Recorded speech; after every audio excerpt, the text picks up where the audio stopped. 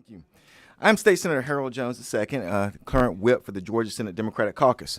In a few minutes, as you know, we will begin a special session focused primarily on redrawing Georgia state legislative and congressional maps. As you know, this is the second legislative session we've had for redistricting in as many years. The reason we gather here again today at additional taxpayer expense is because when the General Assembly met in 2021, Republicans passed legislative and congressional maps that discriminated against minority voters. In that special session, Democrats pleaded with Republicans to acknowledge that all the growth in Georgia's population over the preceding decade had been driven by residents of color and to have the new maps reflect that reality. Unfortunately, those pleas were ignored, and here we are. Democratic proposals of fair maps that complied with the Voting Rights Act were rejected. Instead, in 2021, Republicans passed maps that sought to cement political power for the coming decade at the expense of minority voters. These are not my words, but the words that actually come from a federal court opinion in an exhaustive, comprehensive 516-page order, which states that the legislative and congressional maps passed in 2021 violated Section 2 of the Voting Rights Act. It diluted the power of African American voters by not providing them with an equal opportunity to elect their candidates of choice. Specifically, the court identified Senate districts 10, 16, 17, 25, 28, 30, 34, 35, 43, and 44 as areas in which an enacted plan violated the Voting Rights Act. To remedy this violation, the court ordered the state to enact a map that has 2 additional majority black districts in South Metro Atlanta. Unfortunately, the Republican proposal for the Senate fails to do that and fails to comply with the Voting Rights Act, fails to comply with the judge's order, and continues to dilute the power of African American voters. However, the Georgia Senate Democratic Caucus has proposed a map that complies with the court's order, complies with the Voting Rights Act. Now I will turn it over to our Senate Minority Leader, Gloria Butler, to continue to talk about efforts from this point forward.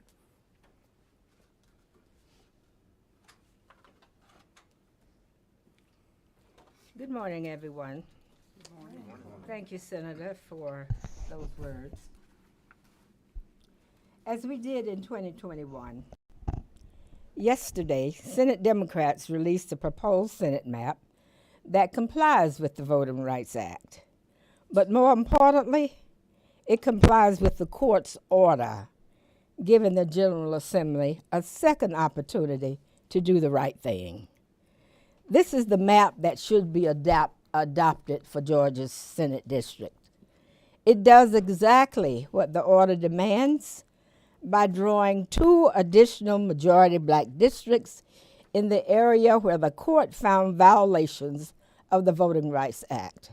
Specifically, the 16th and 17th districts in the Democratic proposal are new majority black districts.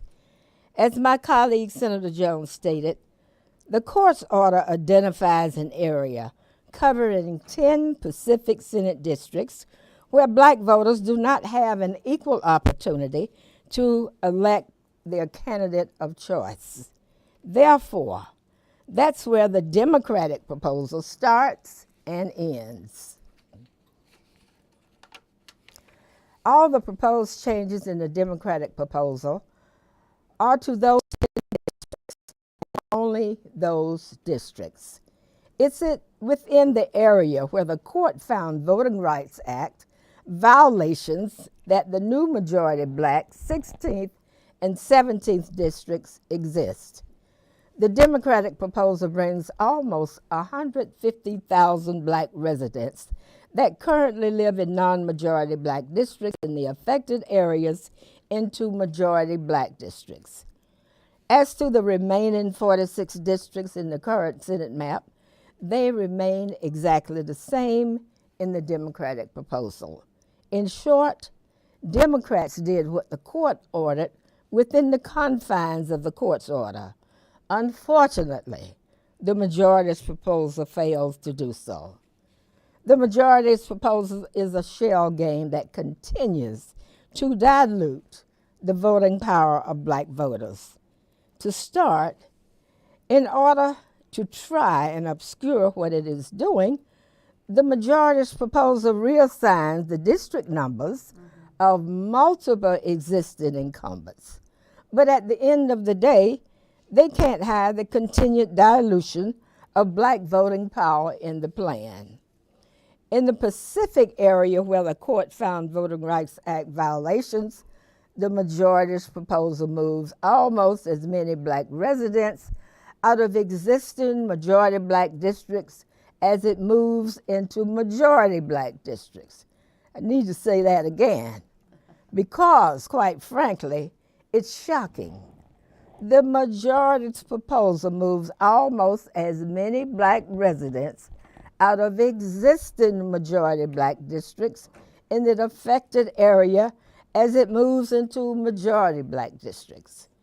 Essentially, the new proposal does nothing to improve the voting power of black voters in the areas in which the court found Voting Rights Act violations.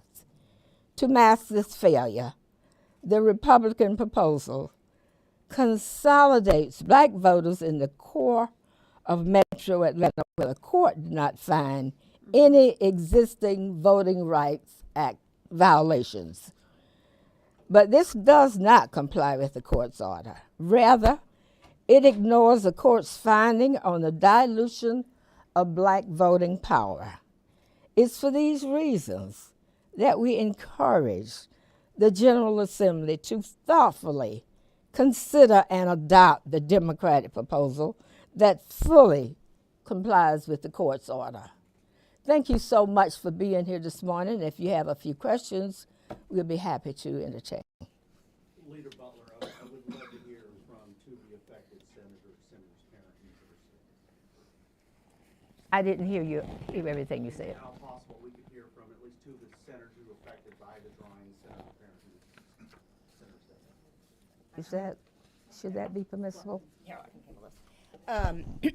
There actually are 15 districts extensively redrawn under this proposed Republican plan. The court order specified 10 districts as being problematic and violative of the Voting Rights Act. So there are many, many more Georgians shifted around unnecessarily under the Republican proposal, which, as noted by the leader, directly violates the Voting Rights Act and the court's order by engaging in a shell game, moving some voters and numbers around, but not at all providing any additional or very, very few additional black voters with a meaningful opportunity to elect the candidate of their choice. Can we hear about how specifically your district's being affected, for example, and how it was redrawn? I mean, I was trying to get Changes were made in certain areas to attempt to make it seem as though additional black voters were being provided an opportunity to elect the candidate of their choice. Those, however, are outside the affected area where voter dilution and discrimination was found. They're simply in a totally different part of Metro Atlanta, and therefore they do not remedy the Voting Rights Act violation that the court found. Therefore, they continue to violate the Voting Rights Act, and they also violate Judge Jones's order. Go ahead.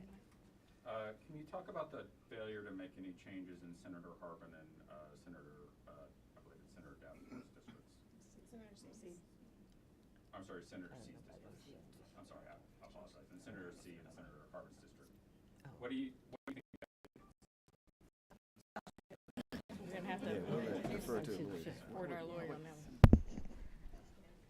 Good morning. I'm Sachin Varghese, counsel for the Georgia Senate Democratic Caucus.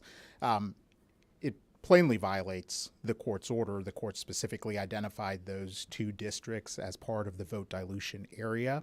I won't speculate as to why the majority chose not to do that, but it is in plain violation of the court's order.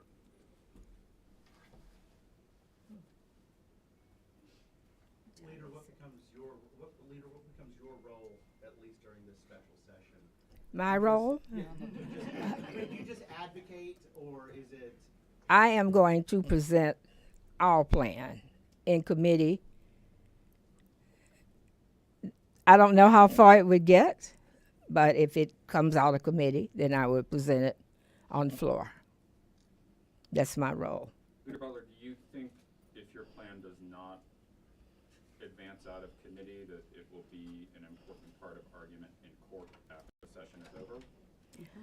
You know what? I'm hoping that the judge is watching us and looking at our plan and knowing that it is the best plan. I would be over the moon if the judge could recommend the Senate Democratic Caucus plan.